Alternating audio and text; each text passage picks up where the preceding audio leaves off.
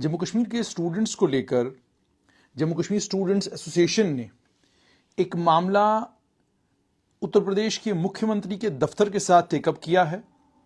मामला बेसिकली है 18 कश्मीरी स्टूडेंट्स के साथ मारपीट हुई है झांसी में। जम्मू कश्मीर स्टूडेंट्स एसोसिएशन ने यह कहा है कि झांसी उत्तर प्रदेश में जो मामला बना उस मामले को फौरन उन्होंने उत्तर प्रदेश के जो मुख्यमंत्री हैं योगी आदित्यनाथ उनके दफ्तर के साथ टेकअप किया और उसमें उन्होंने ये भी कहा है कि उन्होंने उत्तर प्रदेश मुख्यमंत्री के जो एडवाइजर हैं अविनाश अवस्थी उनसे बात भी की और उनको फौरन कहा कि इस मामले का संज्ञान लें और यह भी कहा कि इसमें कंप्रिहेंसिव इंक्वायरी होनी चाहिए और जो लोग दोषी हैं उनके खिलाफ कार्रवाई होनी चाहिए। उन्होंने कहा कि इस मामले में जल्द से जल्द स्टूडेंट्स को इंसाफ मिलना चाहिए। इसमें अवस्थी ने एश्योर किया कि जो मुख्यमंत्री का दफ्तर है वो मुकम्मल तौर पर जो है जितनी भी मदद होगी उतनी मदद इन स्टूडेंट्स की करेगा और जिन लोगों ने कृत्य किया उनके खिलाफ सख्त कानूनी कार्रवाई की जाएगी। इसमें जो नासिर खुईहामी हैं उन्होंने जो इस जम्मू कश्मीर स्टूडेंट एसोसिएशन को लीड करते हैं और उनके साथ में एक और स्टूडेंट हैं जिनका नाम मंजूर वानी है, इन्होंने ये भी कहा कि एक हाई लेवल कमेटी के बनाई जानी चाहिए जो जम्मू कश्मीर के जो स्टूडेंट्स हैं खासतौर पर कश्मीरी स्टूडेंट्स के वेलफेयर का ख्याल रखे और उसके बाद ये भी कि पढ़ाई के लिए जहां वो गए हैं उन्हें कम से कम वहां पर सेफ एनवायरनमेंट महसूस हो। ये मामला पहला नहीं है, इससे पहले भी कई मामले हुए, लेकिन हर मामले में जिस समय तथ्य सामने आते थे तो कहानी कुछ और होती थी। लेकिन अब इस बार जो उत्तर प्रदेश में हुआ है या अन्य किसी भी प्रदेश में जब भी कोई बात होती है तो हैरानगी की बात यह है कि तमाम सारी की सारी सिविल सोसाइटीज, तमाम पॉलिटिकल पार्टीज इन मामलों में खामोश रहती हैं या तमाम पॉलिटिकल पार्टीज का और सिविल सोसाइटी का बायस्ड और वन साइडेड किस्म का अप्रोच देखने को मिलता है। यानी जब स्टूडेंट्स के मामले में आप बात करते हैं आप अपनी राजनीति के चक्कर में कुछ भी बोल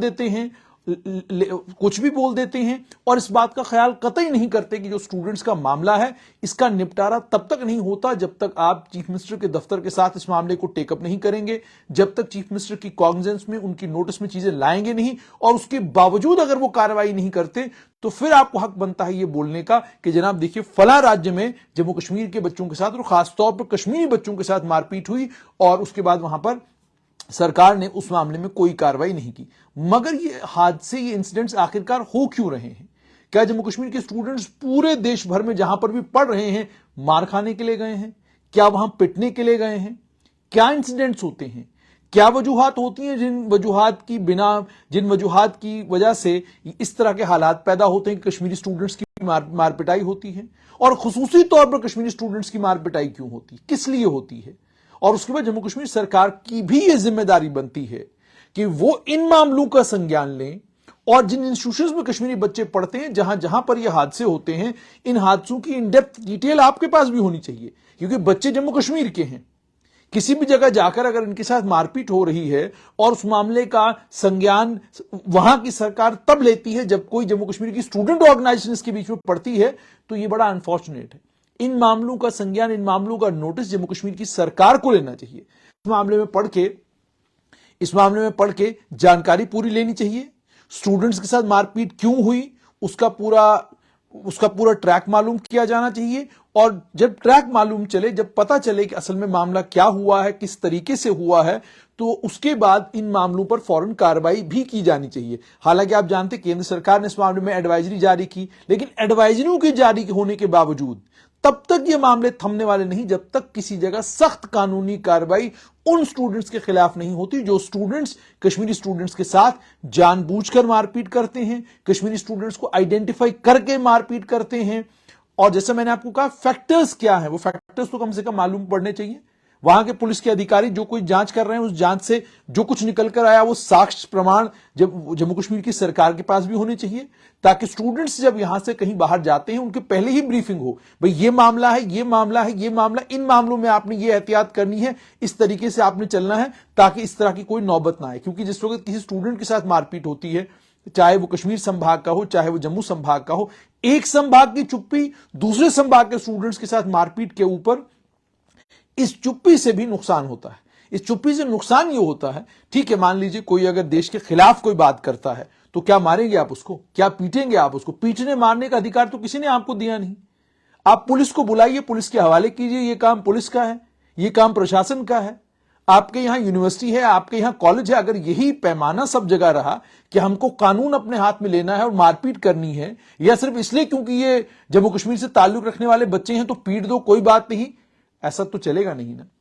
इसका इन मामलों का निपटारा तब हो सकता है जब जम्मू कश्मीर की सरकार इन तमाम मामलों का कॉग्निजेंस ले। कॉग्निजेंस लेने के बाद सरकार बाजाब्ता इसमें एक डिटेल्ड रिपोर्ट इन तमाम सरकारों से मंगवाए, इनकी एफआईआर्स मंगवाए, किसी पुलिस के आला अधिकारी को काम पे लगाए और उसे ये कहे कि भाई ये जरा मालूम तो कीजिए, अगर पंजाब में 10 इंसिडेंट हुए, 12 हुए, क्यों हुए, कारण क्या रहे, उसके कौन लोग रिस्पॉन्सिबल थे, उसकी डिटेल तो आ जाए। यूपी में हो रहा है, क्यों हो रहा है, छत्तीसगढ़ में हो रहा है, क्यों हो रहा है, झारखंड में हो रहा है, क्यों हो रहा है, या उसके अलावा किसी भी दूसरे राज्य में अगर हो रहा है तो क्यों हो रहा है, उसके पीछे कारण क्या है। और जो कश्मीरी स्टूडेंट्स वहां पर पढ़ने के लिए जाते हैं, उन कश्मीरी स्टूडेंट्स के साथ जब मारपीट होती है, उस मारपीट का इंस्टिगेटर कौन होता है, ये सारी चीजें जम्मू कश्मीर सरकार के पास इसका पूरा डिटेल होना चाहिए। वो डिटेल इसलिए भी जरूरी है क्योंकि जम्मू कश्मीर की सरकार फिर उसी तरीके से इस मामले को बाहर वाली राज्यों की सरकारों के साथ टेकअप करेगी। केंद्र सरकार को भी इस मामले का संज्ञान लेना चाहिए। अगर ये मारपीट केवल और केवल इस बुनियाद पर होती है कि आप जम्मू कश्मीर से हैं या आप कश्मीरी हैं या आप फलां धर्म के हैं, फिर तो गलत है, फिर तो सरकार को इसमें सख्त कार्रवाई करनी चाहिए। लेकिन अगर इसके पीछे कोई और कहानी है, अगर इसके पीछे कुछ और फैक्टर्स हैं, उन फैक्टर्स को भी अंडरस्टैंड करने की जरूरत है, उन फैक्टर्स पर भी काम करने की जरूरत है। और जैसे मैंने आपको कहा कि खास तौर पे कॉलेजेस को और यूनिवर्सिटीज को, खास तौर पर कॉलेजेस और यूनिवर्सिटीज को इस बात को इंश्योर करना चाहिए कि इस मामले में फौरन पुलिस की कार्रवाई करवाई जाए ताकि तथ्य सामने आए, फैक्चुअल चीजें जो है वो सामने आए। अब मैं एक और चीज यहां पर बताऊंगा, वो ये भी है कि क्या जरूरत पड़ती है जम्मू कश्मीर के स्टूडेंट्स को बाहर के कॉलेजेस में जाने की। अब आप ये देखिए कि जम्मू कश्मीर में इंजीनियरिंग का एंट्रेंस एग्जाम हुआ,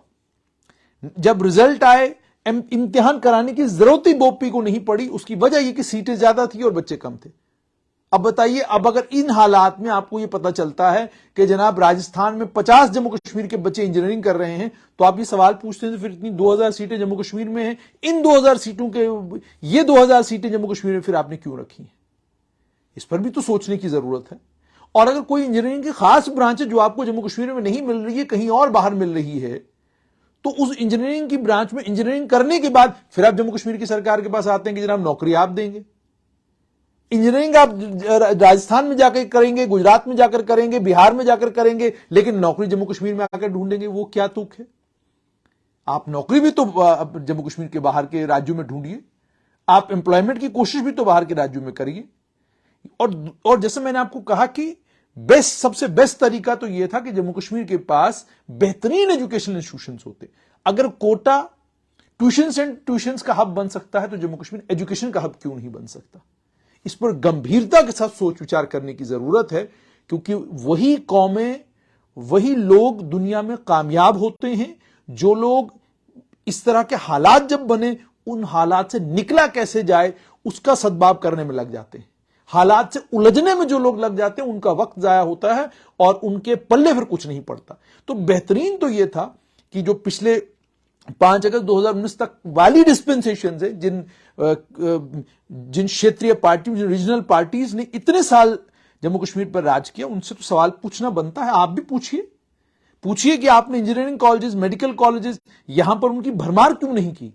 करनी थी ना भरमार, ताकि जम्मू कश्मीर के बच्चों को जम्मू कश्मीर से बाहर जाने की जरूरत नहीं पड़ती। लेकिन अब अगर बच्चे जाते भी हैं तो तब भी, जैसा मैंने आपको कहा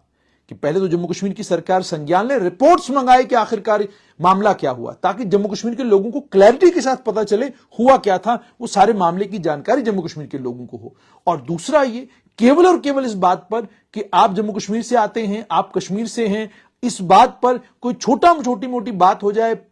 पिटाई करना या बाकी तमाम चीजें करना, साफ तौर पर दर्शाता है मुकम्मल तौर पर लॉलेसनेस है। कानून का राज जहां पर होता है वहां पर सवाल ही पैदा नहीं होता आप किसी को भी कानून अपने हाथ में लेने दें, चाहे कोई ताकतवर हो, वहां का नागरिक हो, वहां का शहरी हो, या जम्मू कश्मीर से गया हुआ कोई आदमी वहां पर रह रहा हो, किसी को भी आप कानून हाथ में लेने की इजाजत नहीं देते हैं। आप ये बात भी समझिए, अगर आप किसी को कानून हाथ में लेने की इजाजत देंगे, ये प्रेसिडेंट सेट करेगा। आज अगर वो कश्मीर के स्टूडेंट्स को पीट रहे हैं, जम्मू के स्टूडेंट्स को पीट रहे हैं, कल वो किसी और राज्य के स्टूडेंट्स को पीटना शुरू करेंगे।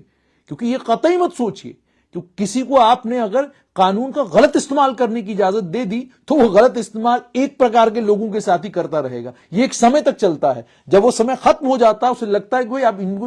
इनमें तो किसी में दम बचा नहीं, तो ठीक है आप कहीं और इस ताकत का इस्तेमाल करते हैं। तो इसलिए कानून का राज होना चाहिए, कानून सख्त होना चाहिए, कानून सबके लिए बराबर होना चाहिए, और जो लोग इस तरह के कृत्य करते हैं उन्हें बख्शा नहीं जाना चाहिए। जम्मू कश्मीर के बच्चे पूरे देश भर में जाते हैं पढ़ाई करने के लिए, बच्चों को भी इस बात का ख्याल रखना चाहिए कि आप अपनी पढ़ाई तक खुद को महदूद रखें, और पढ़ाई के अलावा किसी और चीज के साथ आपका कोई लेना देना नहीं होना चाहिए। तो ये मुझे लगता है कि ये सब चीजें करने की जरूरत है, मगर जैसे मैंने साफ तौर पर कहा, केंद्र सरकार भी, राज्य सरकारें भी, और खास तौर पर जम्मू कश्मीर की सरकार